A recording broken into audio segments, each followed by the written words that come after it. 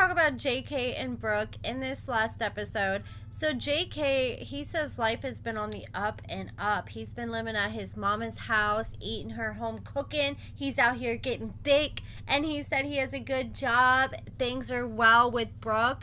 But he revealed that him and Brooke live over an hour away, which I had no idea about that until this episode. So anytime they want to see each other, they're going to have quite a little drive, an hour there and an hour back. Like, that is a lot of miles on your car.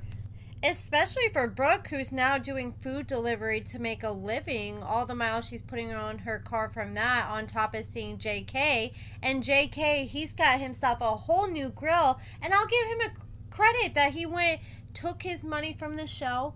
And I think the money that he put into his mouth was money well spent. He definitely needed that done, because when you go to prison, if you have any kind of like issues with your mouth, they just want to pull your teeth.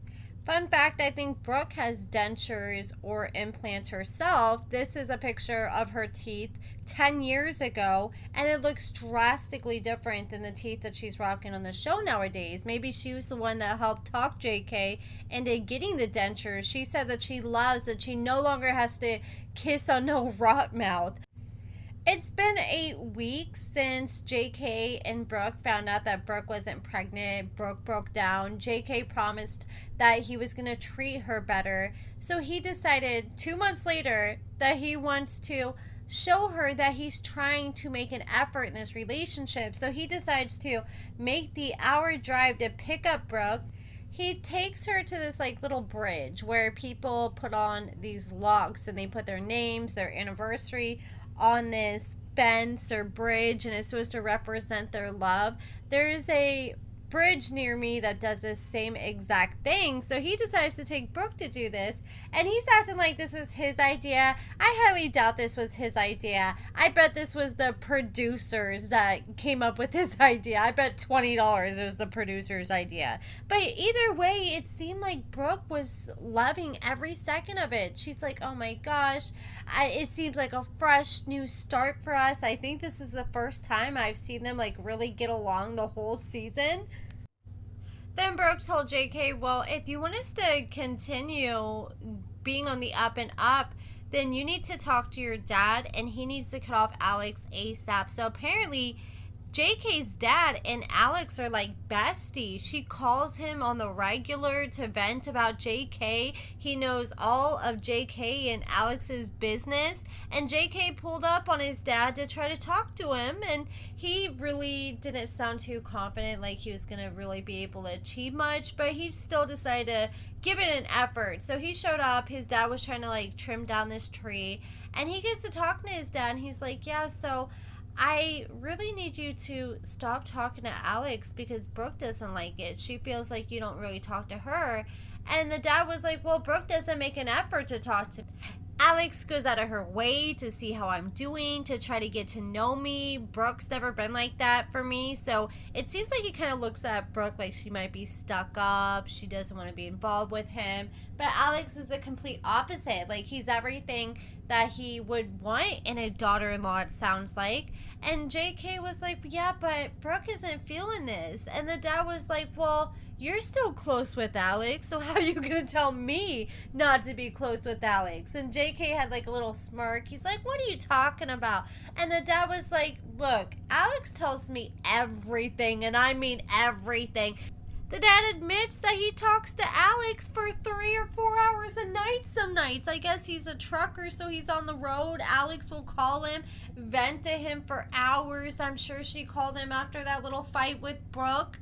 So anytime that JK's with Brooke and she can't talk to JK, she's probably calling his dad. Like, at this point, the dad sounds like he's closer with Alex than he is with freaking JK, and he's really ready to take Alex's side over everybody else. And JK said, well, look, I'm not really close with her like that. I don't know what you're talking about. And the dad was like, come on now. He wasn't about to let freaking JK weasel his way out of this. He said, look, I know for a fact that you have more going on than you're leading on. And what I was told is Alex is pregnant.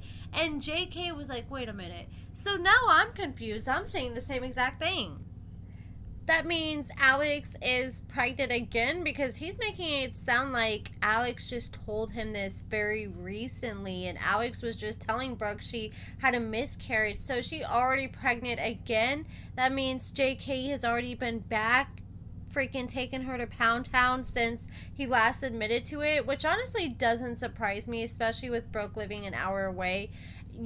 I'm sure he's sitting there going to Alex's as much as possible on the regular, and Brooke has no idea about it. And JK finally did admit, yes, I did bang Alex. And he was being really short about it. He's like, I went and I saw Alex behind Brooke's back, and he didn't really go into the nitty gritty, but it was pretty obvious what he was admitting to, and he only admitted to it after his dad pretty much forced it out of him. And then we see Brooke with her mom, and I guess JK, he is no longer required to stay at his mama's house, but he's still choosing to stay there and sleep on an air mattress on his mom's living room floor instead of moving in with Brooke. And Brooke's all sorts of pissed off about it because she wants help raising her boys right now, and I think JK's doing that on purpose. I don't think he's ready to actually step up and be a stepdaddy day in and day out yet. I think he's going to try to put that off for a little bit longer before he steps into that role full time.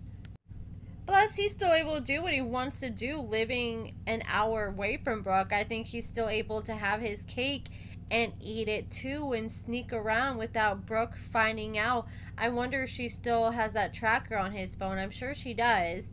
And I think he's not ready to fully give that up yet. So that's why he doesn't want to move in with Brooke yet. He is not ready for all that yet.